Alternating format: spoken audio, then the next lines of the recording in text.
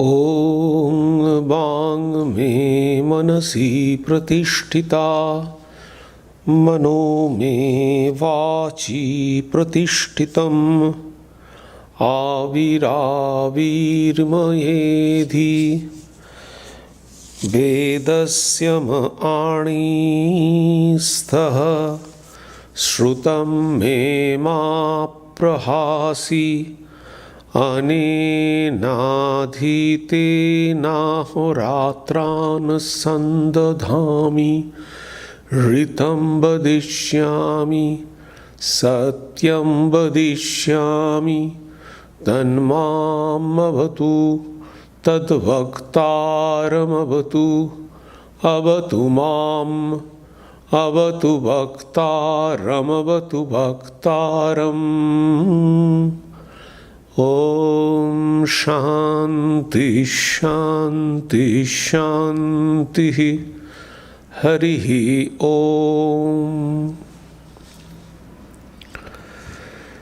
Om. May my speech be accorded with the mind. May my mind be accorded with the speech.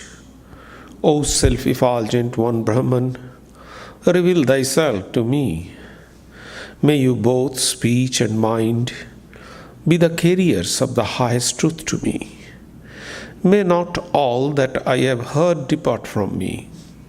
May I be able to join day and night through this study. I shall utter what is verbally true. I shall utter what is mentally true.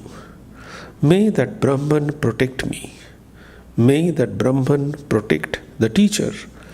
May that protect me. May that protect the teacher. Om, peace, peace. Peace be unto you all. Good morning. This morning, I am going to speak one very interesting and important subject in our spiritual life, an important aspect of our spiritual life. The great, world famous Voltaire once said, "God save me from my friend. I shall take care of my enemies." Little humorously, he made this statement because most of the time we find that our problem and trouble come from our friend, not from the enemy. Enemy is far away. It is said, that if your house is broken, God forbid, should not be.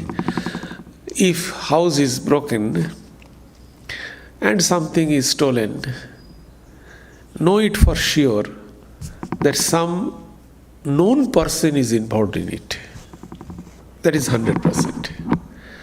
So this is our day-to-day problem.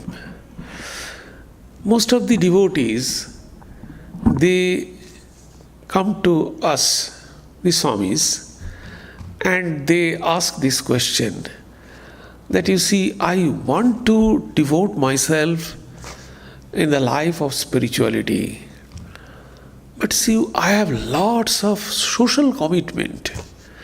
How can I avoid my social commitment? Well, social commitment comes from our relatives. Social commitment comes from our friends. So to avoid those things is very difficult. If some unknown person requests us something, we can straightforward say, no, it is not possible, sorry. But if some relatives and some friends, if they request us, it is very difficult to avoid or to deny straight. So, why? It is because of some attachment. It is because of some love. Because we love our families. Because we respect our families. We give some value to our families. And definitely we give some value to our friends also. So exactly the same thing happened to Arjuna. In Bhagavad Gita, exactly the same thing happened to Arjuna. Arjuna had commitment, love, attachment with his kinsmen, with his family, with his seniors. So it was very difficult to perform his own duty. So in Bhagavad Gita, there was a conflict between attachment, love, and duty. So what is the way out? How can we solve this problem? We know that spiritual life is essential, and through spiritual life we can do all other things. If our spiritual life is strong and steady, then we can face the problems of life in a smarter way. So what is the way out? Bhagavad Gita says two options. Number one, sannyasa, and number two, tyaga. So sannyasa means total renunciation. Sammak rupena tyaga, Sanskrit says. Nyasa means tyaga. Nyasa means renunciation. Another word of tyaga means renunciation is nyasa. Actually, I am sorry for that. Somebody, after my last Sunday talk, somebody emailed me that I have a nasal tone, so whether I am okay or not. I have a very severe allergy. So this is the very critical point of the pollen allergy, And so I have some nasal tone. I don't know whether you can understand it or not. I am sorry for that. So nyasa is tyaga. So, and it is very difficult. Sannyas is for sannyasis, those who can renounce their friend, family totally. For them is the total nyasa, total tyaga, total renunciation. But for the household, Sri Ramakrishna gave a beautiful solution. Sri Ramakrishna said, for the monks, for the sannyasi, their renunciation is in outside and in inside. Means they will renounce outside everything and they will renounce inside, mentally also. So mentally and externally, both they will renounce. But for the household, they cannot renounce externally. Their renunciation is internally. But it is difficult for the household.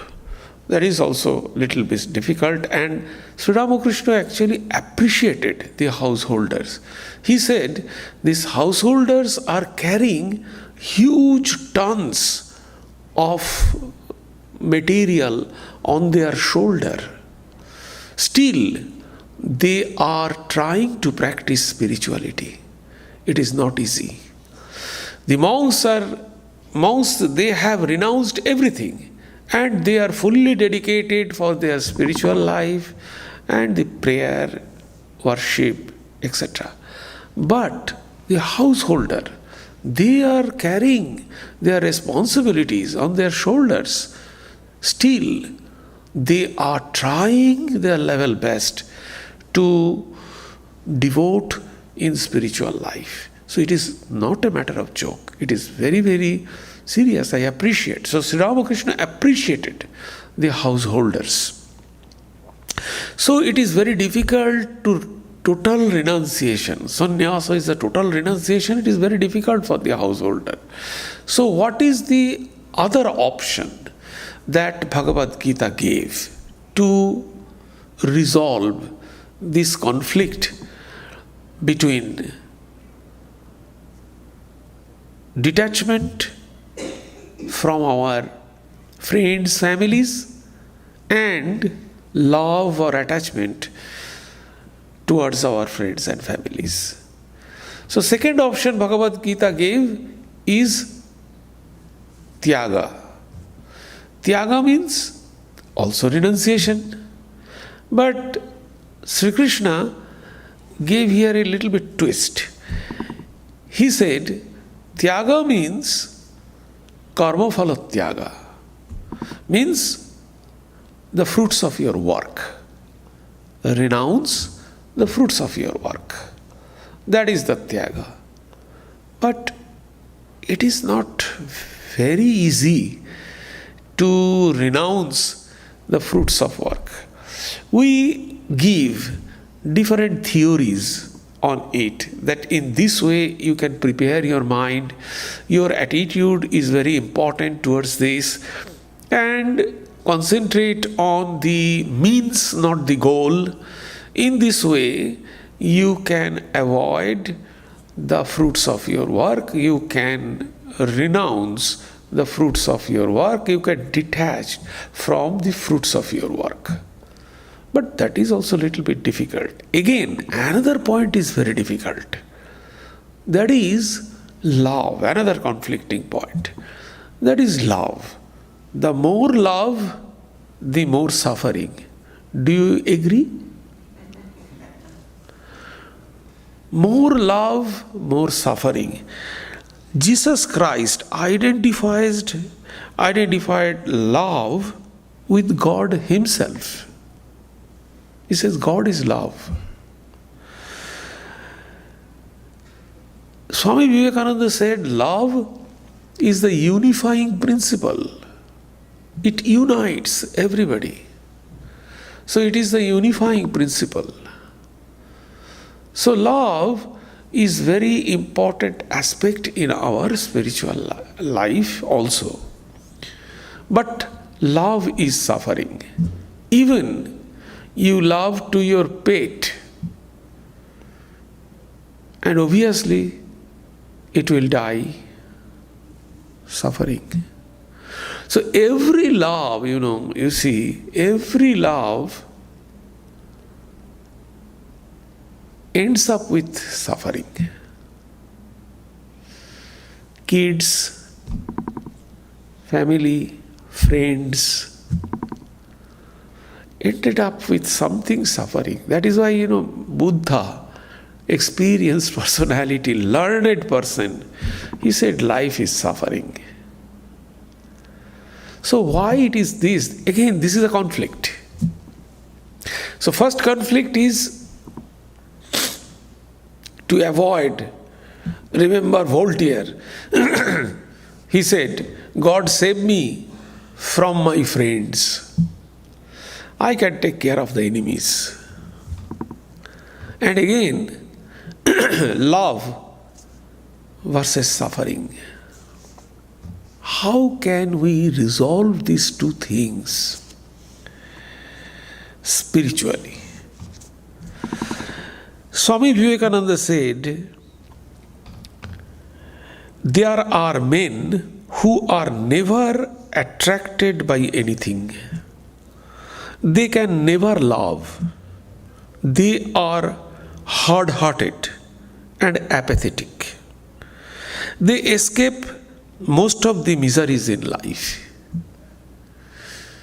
Their heart is like a stone.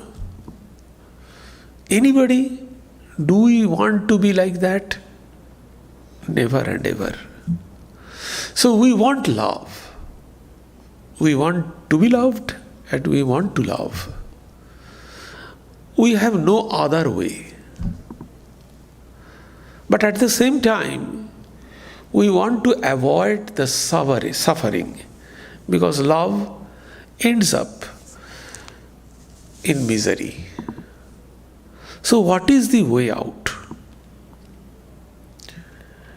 Let us understand what is love from the Vedantic standpoint. Only Vedanta here explains what is love. Love is innate. Love is not emotion. Love it is not feeling. Love is not any kind of coming out the product of intellect or product of emotion or product of any kind of secretion of hormone. According to Vedanta, love is innate, and when we were born,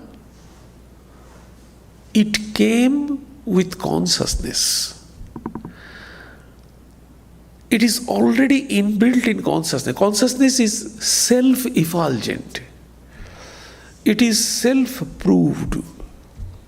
Nothing is required to prove consciousness. You are sitting there, you know it. Do you want any proof? Or any external testimony to prove that you are sitting there? You know I am sitting here. That's all, period. Nothing is required. This awareness is the proof of consciousness. So the point is this: love also is one of the aspects of self-consciousness. As consciousness is all-pervading, love is also all-pervading. Love is self-effulgent. Love is self-proved. It is self-evident.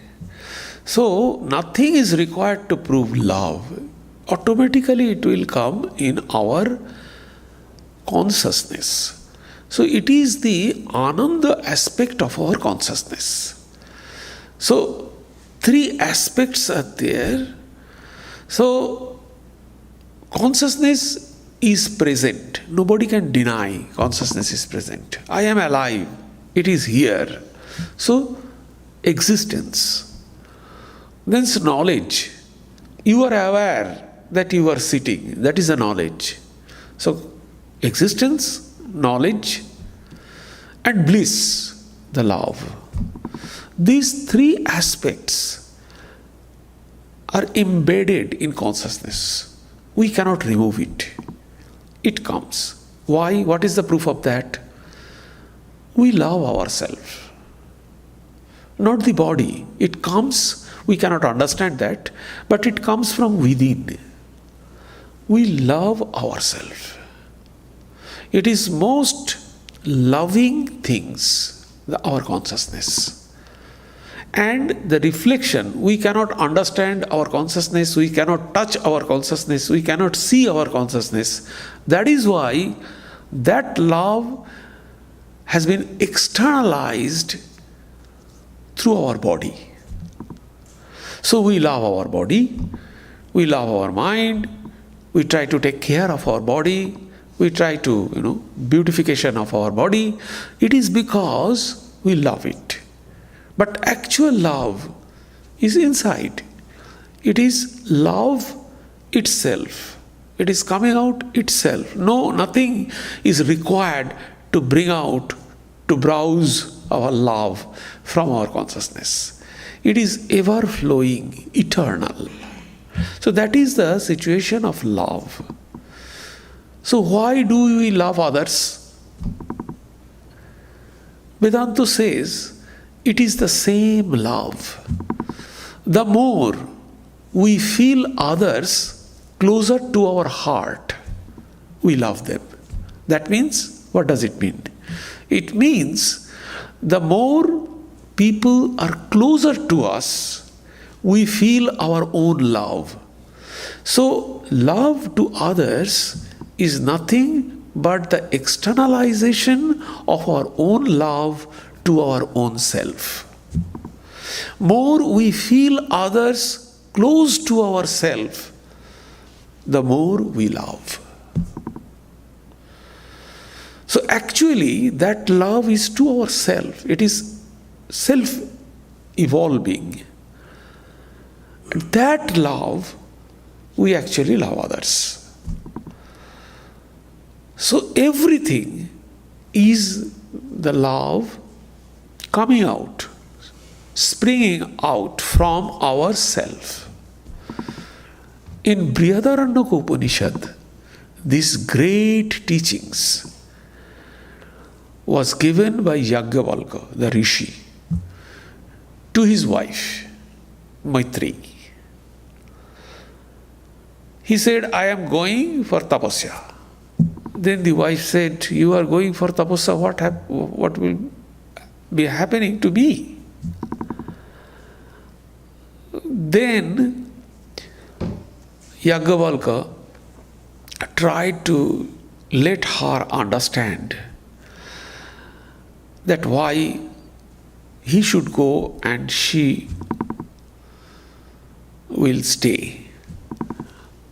On the way of his discourse, he said that husband loves his wife not because she is her wife.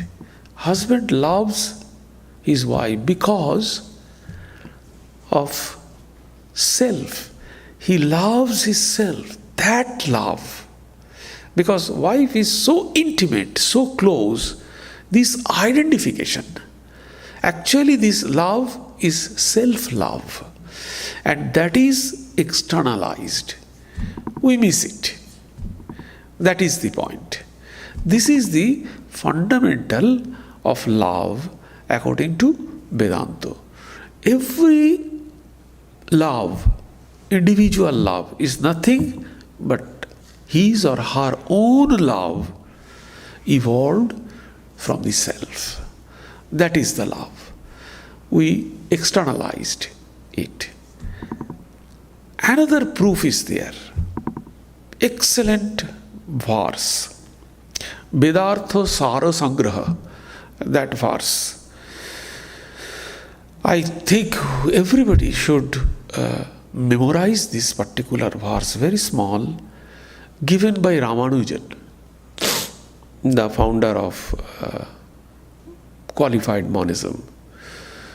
He said, Atmo Obhimano Jadrisha. I shall first utter it in Sanskrit and then I shall explain it. It is simple. Atmo Obhimano Jadrisha Tat Gunoivo Purushartha Pratiti. Small. Atmo Obhimano Jadrisha. Atmo Obhimano means how I am perceiving myself. Atmo Obhimano Jadrisha. Tadrisha, like that. Gunoivo Purushartha Pratita. Like that, Gunoivo, same quality. Guna means quality. So same quality, Purushartha Pratita. Purushartha means the ultimate reality, the ultimate goal, or the goal. So as I am perceiving myself, or as my concept about myself, I can see my goal or absolute reality exactly in the same way. Atmo Bhimano Jadrisha Tat Gunaivo Purushartha Pratito. Pratito means you can observe. You can observe the goal, ultimate goal, exactly in the same way. Take one small example. a small child. It plays with doll or ball or something else. He doesn't have any kind of body consciousness. The child sees this world in certain perception. Now it grows as a teen, then young, then adult. Don't you think that as he grows, his perception towards world is changing? At the same time, his perception towards himself is also changing. So it is the great example that the way we perceive ourselves, exactly in the same way we perceive the reality. The more we love ourselves, because it is our self-love, the more we love others. This is not selfish. One day I shall give this talk that self-love is not selfishness. That I shall tell. But not during this talk, because it is a different topic. So self-love is not selfishness. So that is why. So why do we suffer? That is the question. This is the fundamental of love. But why do we? I understand that. I love myself and I am just externalize that love to others, and we love them. The more the person is close to my heart, close to my consciousness, the more we love. We can understand that. That is the reflection. My love to others is the reflection of my love to myself.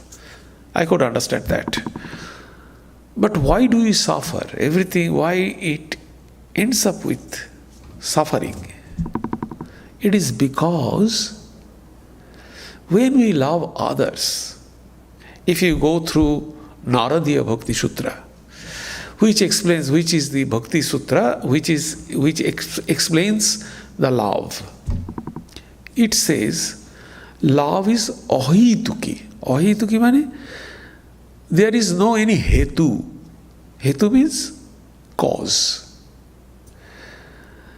It is completely without any reason, any cause. Love is like that. So there is no return. When we love others, at the back of our mind, we always expect return love. That is the cause of our suffering. It is not that we are loving, that is the cause of our suffering. The cause of our suffering is we are expecting a return, something return from to whom I am giving my love. Even if I try to pat my pet, if it simply goes, we become angry. Oh. So always we expect some return when we love. That means, expect means desire. So we get misery in return for our love, not from the fact that we love, but from the fact that we want love in return. There is so misery where there is no want. Desire, want is the father of all misery. Now, Sri Ramakrishna again gave the example. He completely separates two things. He says, the expectation, the love with expectation, he says that is Maya. But love without expectation, unconditional love. He says that is compassion or daya. So he differentiates daya and maya. And he explained it. What is maya? Maya is this with expectation, that is called maya. So maya is this, it is my family, it is my friend, it is my, always there is me and mine. That is maya. Then what is daya? Daya is this, or compassion. Daya is this. Yes, all kids of this universe is my kid. Everyone is my friend. Here is the difference between householder and the monks. So, the householder's family is only their own family. But monk's family is a universal family. I am here today, all are devotees. I will be posted somewhere else. Same, all are devotees. So, this is what Sri Ramakrishna says. But what should actually clearly know the true meaning of detachment? What is detachment? That also we have to know. We have learned what is love, but what is detachment also we know. Then only we can compromise, we can resolve the detachment and love. We must have love, at the same time we have the detachment. So what is the detachment? We have heard that Sri Krishna's prescription is two, sannyasa and tyaga. Both are renunciation, but tyaga is the karma phala tyaga, means the renunciation of the fruits of work.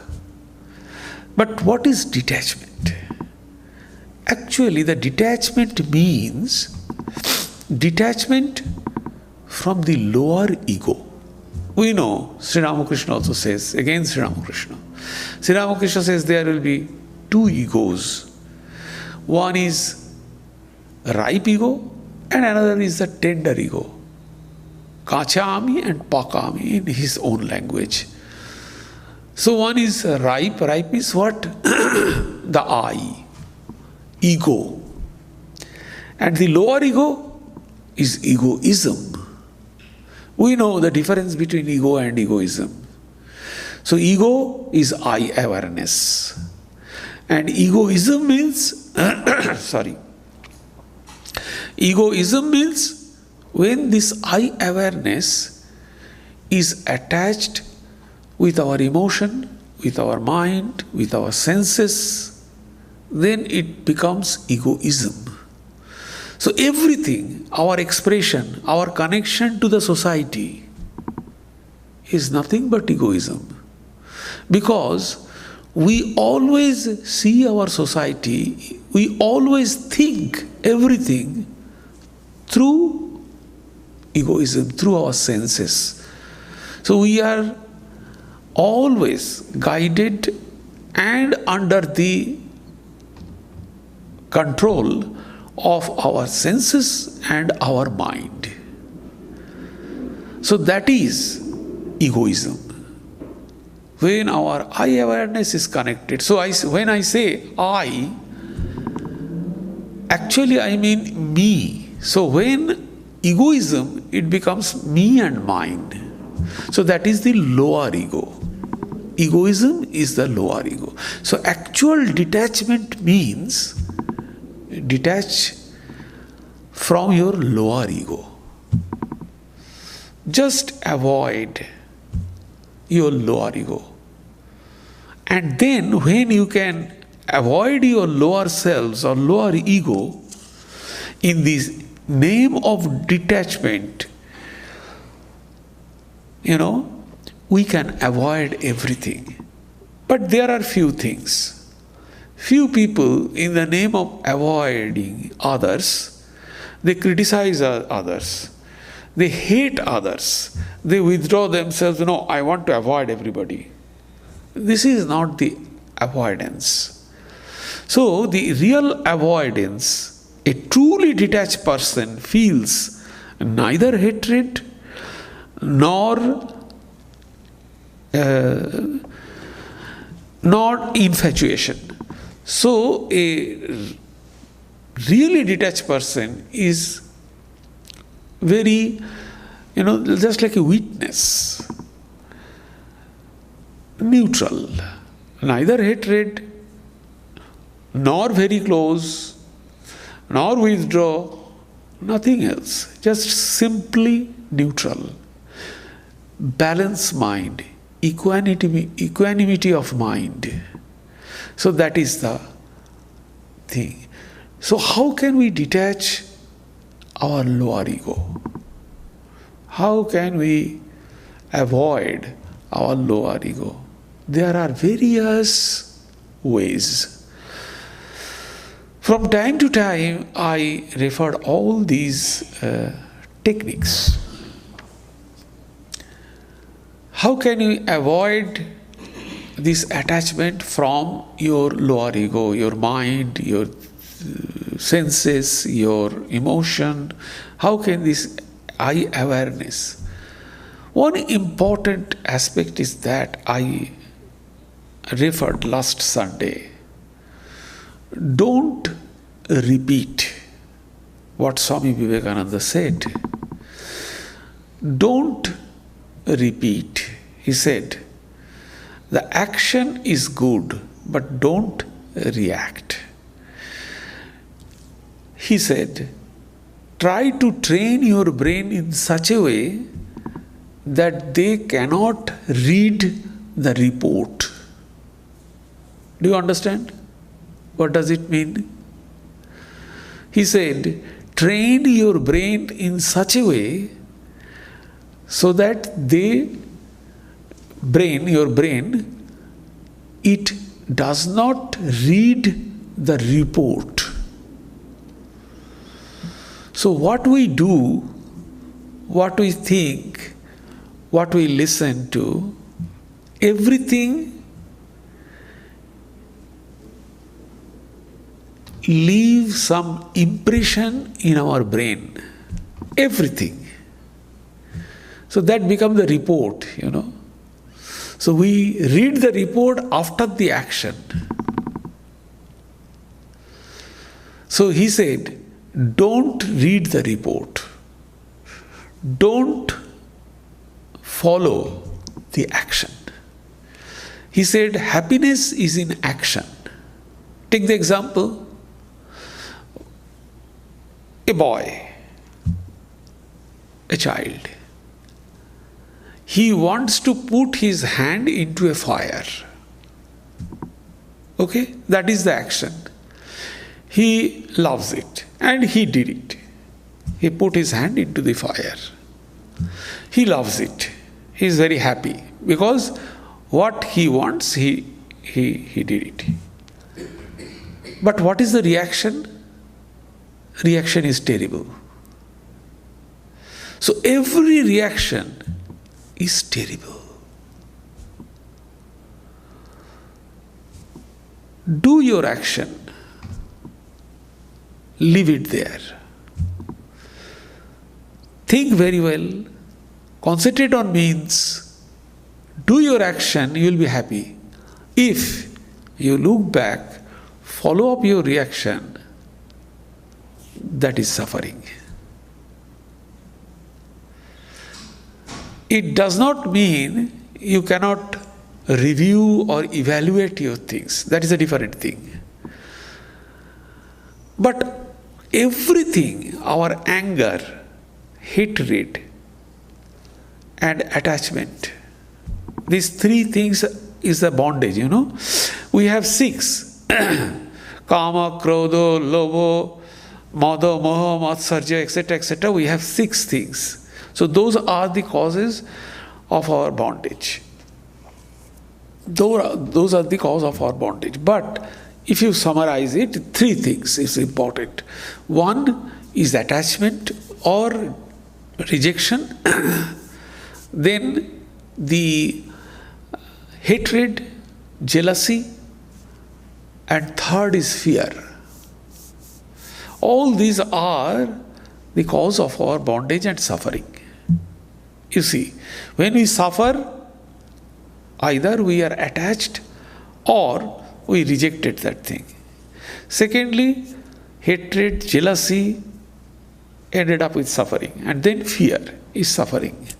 So, these three things are the cause of our suffering. All these three things are the reaction. These are not the action. When we will have fear, after the event is done, then we have fear. Okay, something is there. Already we know it. That is the cause of our fear. We know it. So follow up this knowing. Then hatred, jealousy. After the event, all are our reaction towards the event. Attachment and rejection. Actually, this attachment and hatred means not hatred, the rejection or kind of these are the negative part. These are the two same thing. Attachment and rejection is the same thing. One is positive, one is negative. There is a difference. But the emotion is same. So, these are all reaction. Don't give any reaction. Try to think it. Try to practice it. Only do your action. Don't give any reaction. Heard something, everything is all right. Just become witness. Don't give any reaction. When something comes to your mind, don't give any reaction. Watch it. You are thinking. Yes, I am thinking. Period. If you calm and quiet, you will see automatically it will die down.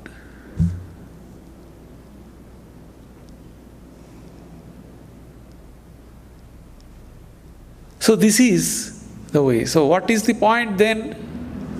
How can we resolve suffering and love? First, we expect. There must be unconditional love. Do not expect love in return. Do not expect anything in return when you love. First point. Love is not suffering. Suffering is expectation. To expect love in return, that is the cause of your suffering. Number one. Number two, detachment means detachment from the egoism, lower ego, lower self. How can we detach? And detachment doesn't mean hatred. Detachment means simply observe. Detach, detach. Neither hatred nor infatuation. And how can we do that? Don't react. Just go ahead. That's all. Do something, forget something immediately. That's all. No recapitulation. No thinking, no brooding.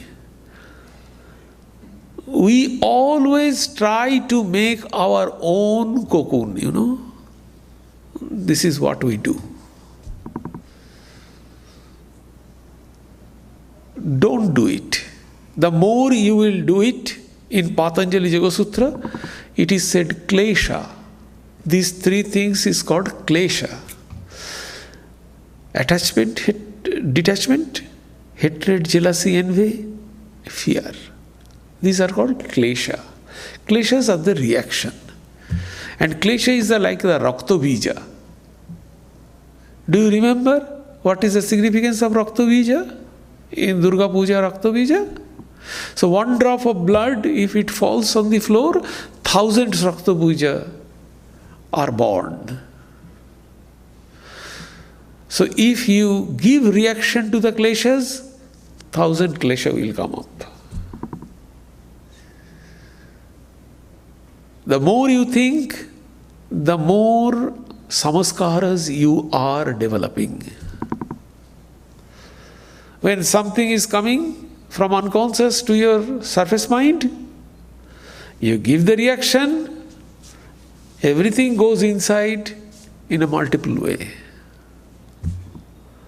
The more reaction, because everything is there, Nothing is destroyed. What you think, what you do, what is in your mind, everything leaves some impression in your unconscious. Everything is there. And everything will come out. So if you will become angry for 4 times, the 4 samaskars are stored there. 4 times they will come up and disturb you. So don't give any reaction to anything else. Think everything, do it, but not read the report. Train your brain in such a way so that it must not read the report.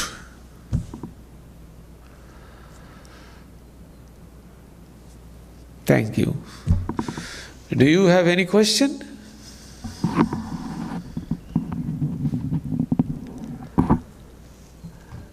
And another point is very important. Atmo abhimano jadrisha tat gunoiva purushartha pratita. How you are perceiving yourself, your absolute reality is just like that. Yes.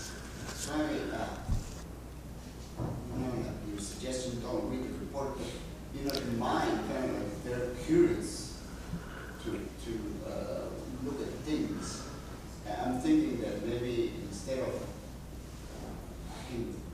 turn my curiosity in cultivating love rather than cultivating the samskaras, like you mentioned, or remembering and rehearsing the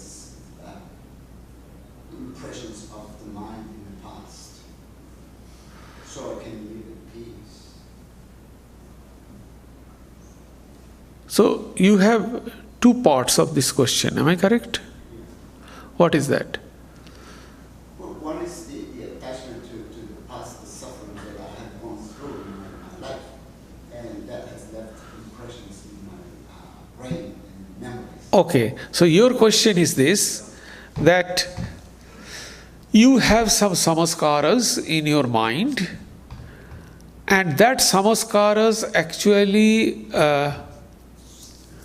forcing you to become attached with the external things. Am I correct? That is your question? Yes. So our samaskaras, we are forced by our samaskaras to become attached with the external things. Okay? This is true because this is coming from our inside. There are 2 types of samaskaras. One is called experience, and another is called simple knowledge. Take the example. If you take a rasagulla, it creates some samaskaras. So and samaskaras is in our unconscious. When it comes out in 2, the fork, 2 forks. One is the knowledge of rasagulla, and other is experience of rasagulla. Who have not eaten Rasagulla, he has the knowledge of Rasagulla, but he doesn't have the experience of Rasagulla. So knowledge of Rasagulla is not bad. The experience of Rasagulla is bad. So we have to control the experience of Rasagulla. And how can we do that? That is another topic, All my lectures I can give in answers, then how can I? So it is very simple. It is again the chemistry law, the law of mass action. Again, my nasal tone. Laws of mass action, MASS, mass action. The laws of mass action means the heavier thing, it is reaction. The heavier thing, the time of duration of reaction of two elements, it depends upon the mass of these two elements. If mass is heavy, reaction, take a more reaction. So exactly in the same way, in your samaskara there is bad samaskaras, good samaskaras. So if bad samaskaras is voluminous, then it will overpower the good samaskara and it will come. So to control our samaskara in an easier way, input good samaskaras. And how can we feed good samaskaras? Do good work, read good book, discuss good things. That is the way, because everything what you do, what you think, that leaves some samaskaras. So do good things, then only your good samaskaras will be more, and that will come. If you take Sri Ramakrishna in a very lucid language, he said, if you take onion or garlic, your barb will be like that kind of smell you can have. So, if we do good things will come. Very simple.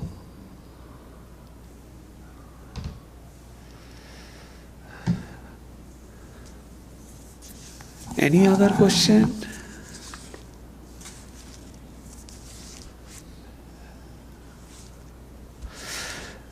However, these are the very important points in our spiritual life.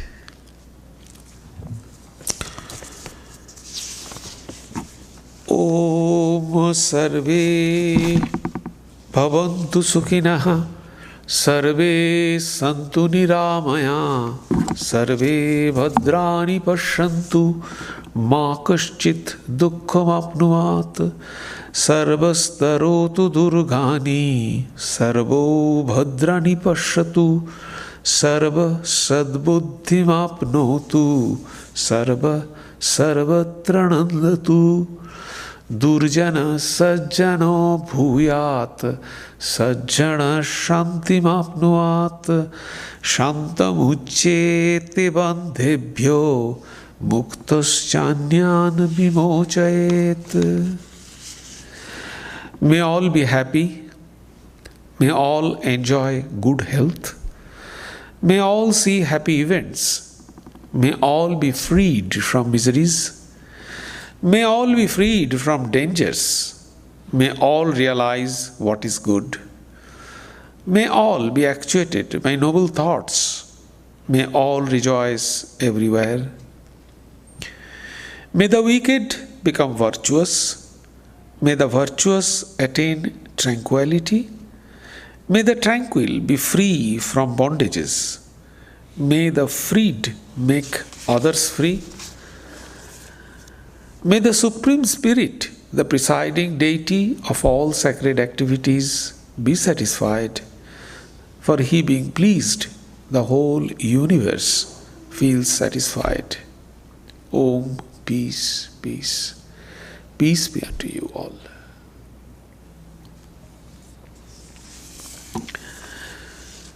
We have few announcements.